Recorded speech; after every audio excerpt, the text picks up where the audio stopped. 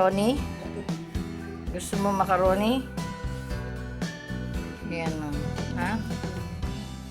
Macaroni. May pansit canton.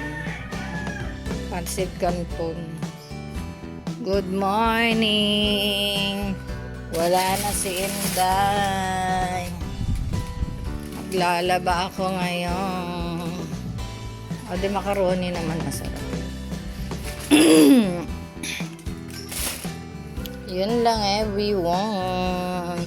Today is Friday. Friday today, 23. Wala kaming bisita. Naglayas kung saan. Naglayas na board sa Pilipinas. Kaya bye, see you. Ayun yung unan. Hindi pa nagamit. Breakfast time kami. May macaroni and may isang tinapay. Di pa naupo si mother dahil nagwo-walk in the light. 7:20 time check. It's my laba day sa gamit namin ni Bea, pero ito ay sala na naman. Ayan o, basta, kaya ligpitan na naman. Yun lang everyone, ang update sa araw ng Biyernes 23 of February. Yun lang.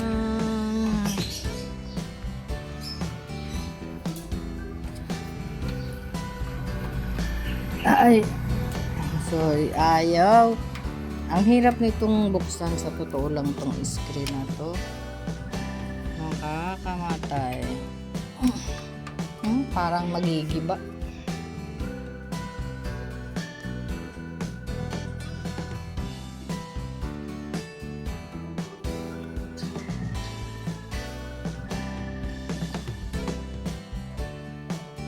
Hanggang doon. Hanggang dito sa pinto. Ang kanyang paglalakad.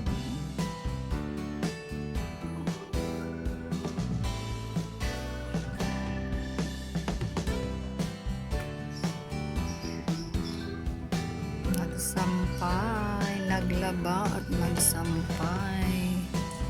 Again. Meron pa nilalaban sa baba kay nanay dahil na nag-e. Kaya yun lang everyone.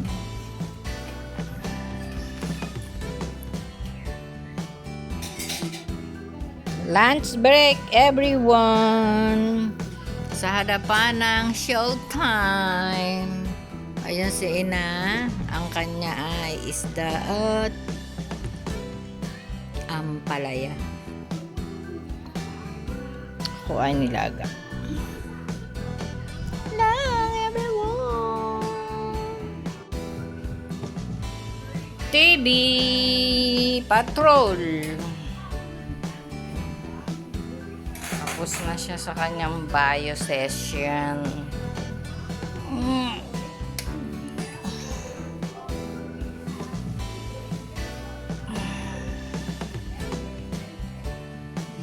Bio session. Bio session. Today is Friday.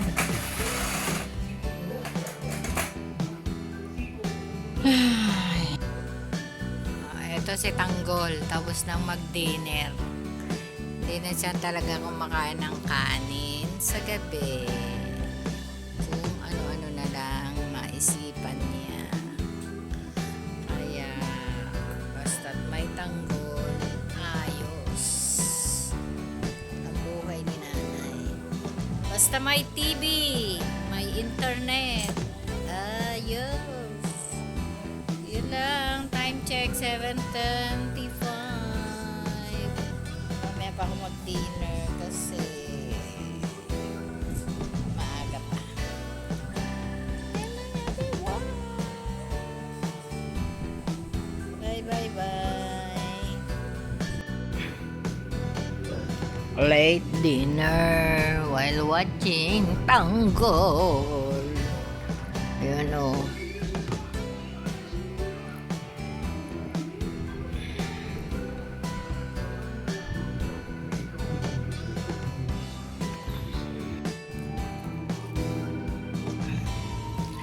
Good evening everyone watching until now the greatest lovable. Ang sarap ulit-ulitin ng pelikula na to. Teleserye pala ni Sylvia Sanchez, ang nanay na nagkaroon ng Alzheimer. Yan. Yun. Wala na sa kanyang upuan. So, ibig sabihin, andun na siya sa kanyang cage. Tapos na ako nagnapi. Kanina kwento ko sa inyo. Natulog siya. Kasi nakita ko dito, lungay-ngay na yung ulo. Ngayon, ang sabi ko, lumipat doon sa kanyang higaan at doon mag-rest. At masarap mahiga ng masarap na tutulog ng nakahiga. So, yun. Pumunta siya doon after yung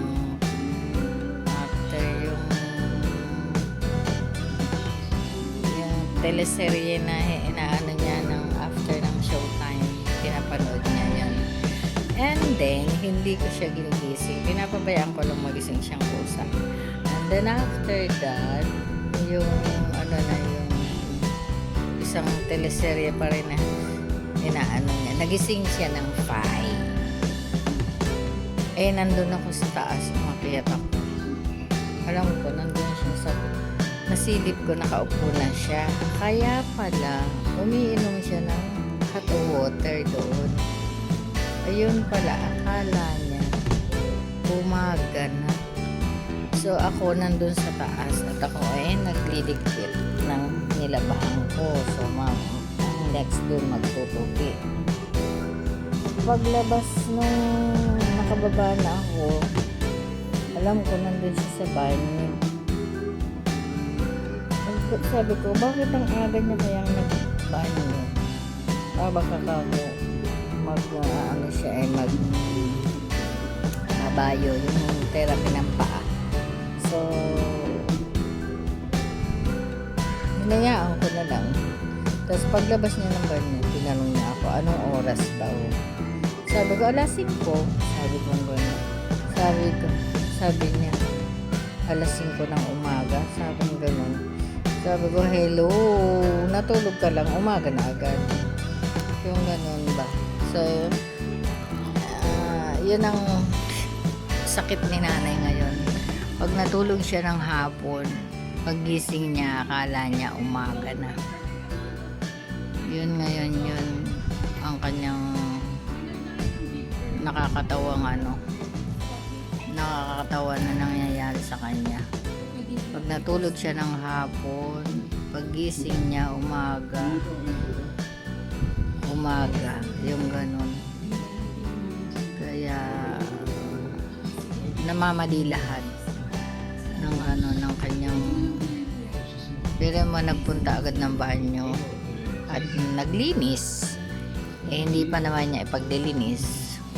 Palit ng diaper, pero kumbaga yung diaper supposed to be hindi pa tatanggalin, tinanggal na niya. Maagang magpalit ng panggabi kasi 5:00 pa lang. So, kaya ayun, wala akong magagawa dahil yun na ang kanyang mindset. Diba? Yan o. Yun mo, pakita ko sa inyo. Tulog na yan.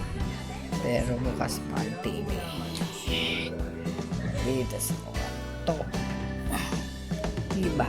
So, yun lang everyone. Good night and I love you all. God bless. Tingnan natin dito sa labas. Oh, sarado. Ang kumari ko, sarado na ang tindahan, hindi pa. Yang good night na.